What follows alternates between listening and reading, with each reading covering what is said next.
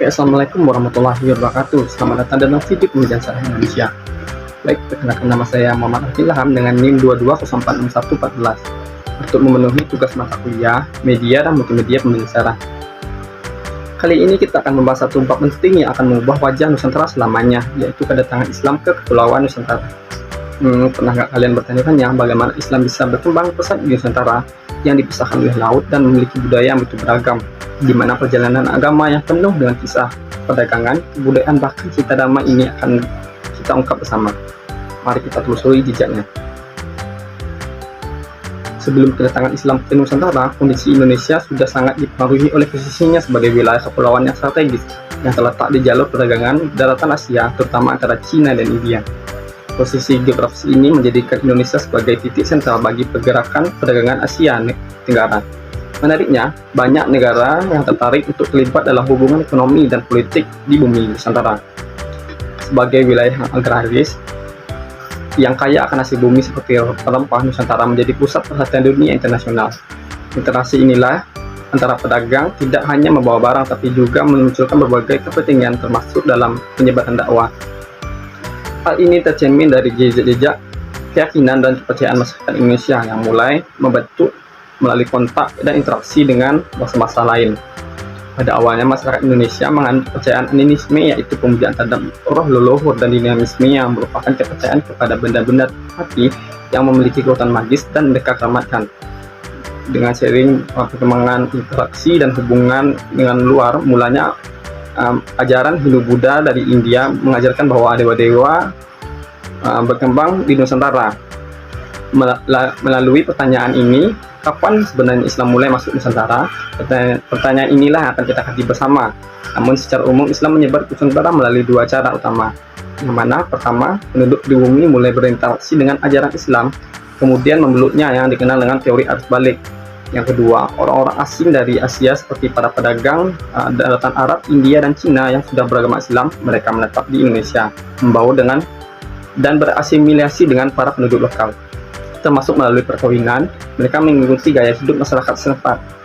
Meski demikian, waktu dan proses masuknya Islam ke Nusantara masih menjadi perdebatan para ahli sejarah. Namun, ada 4 teori utama yang menjelaskan tentang kedatangan Islam ke Nusantara, yaitu teori Arab, teori India, teori Persia, dan teori Cina. 4 teori ini masing-masing akan memberikan gambaran tentang jalur proses penyebaran Islam ke bumi Nusantara. Mari kita bahas satu persatu teori ini bersama. Pertama, teori Arab. Para sejarawan berpendapat bahwa para pedagang Arab memiliki peran besar dalam penyebaran agama Islam ke Nusantara, terutama sejak abad ke-7 dan 8 Masehi. Bersamaan dengan periode awal Hijriah, Hamka berpendapat para cendekiawan Islam mendukung perdagangan ini dengan menyoroti berbagai bukti historis. Salah satu alasan yang dikemukakan adalah kesamaan mazhab yang dianut, yaitu mazhab Syafi'i, yang menunjukkan keterkaitan kuat antara Islam di Nusantara dengan pusat-pusat Islam di Arab.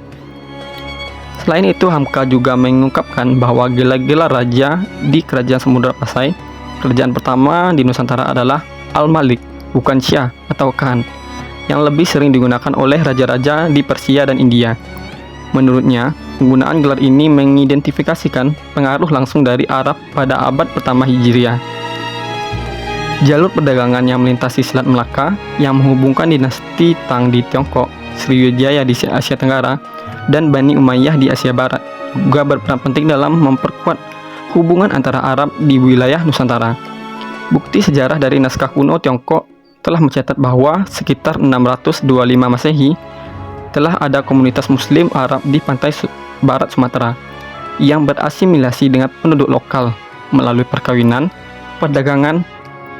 Komunitas ini juga telah menjalin hubungan erat dengan kerajaan Sriwijaya sehingga diberikan wilayah khusus sebagai basis mereka mendirikan pemukiman di kawasan tersebut.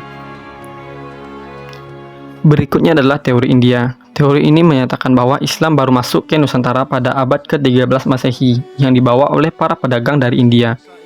Teori ini dikemukakan oleh beberapa tokoh seperti ilmuwan-ilmuwan Belanda antara lain Piet Napel dan Snok Hogbrink. Mereka merupakan orientalis Belanda yang meneliti tentang Islam di Nusantara. Mereka menyatakan bahwa agama Islam baru masuk ke Nusantara pada abad ke-13 Masehi, yang dibawa oleh para pedagang Gujarat India. Sementara mereka mengaitkan asal mula Islam di Indonesia dengan daerah Gujarat dan Malabar. Menurutnya, orang-orang Arab bermazhab Syafi'i yang bermigrasi dan menetap di wilayah Indialah yang membawa Islam ke Nusantara. Mereka menambahkan adanya hubungan antara Gujarat dan Indonesia dengan alasan batu nisan makam Raja Samudra Pasai, Malikus Saleh, yang bertuliskan angka 686 Hijriah atau 1297 Masehi, yang menggunakan nisan berasal dari Gujarat, India. Selain itu, batu nisan makam Maulana Malik Ibrahim di Gresik, Jawa Timur juga memiliki persamaan dengan batu nisan Gujarat di India. Berikutnya, teori Persia. Teori ini dikemukakan oleh Hussein di Jajaningrat. Teori ini berpendapat bahwa Islam masuk ke Nusantara pada abad ke-13 Masehi, tepatnya di wilayah Sumatera, dengan pusat di Samudra Pasai. Teori Persia lebih menitik beratkan pada adanya hubungan antara kemiripan kebudayaan masyarakat Islam di Indonesia dengan Persia. Beberapa bukti kemiripan tersebut adalah peringatan 10 Muharram atau Asyura yang mengenang wafatnya Husain, cucu Nabi Muhammad SAW, yang sangat dihormati oleh kaum Syiah di Persia. Sementara di Sumatera Barat, peringatan ini dikenal dengan upacara Keranda Tabut.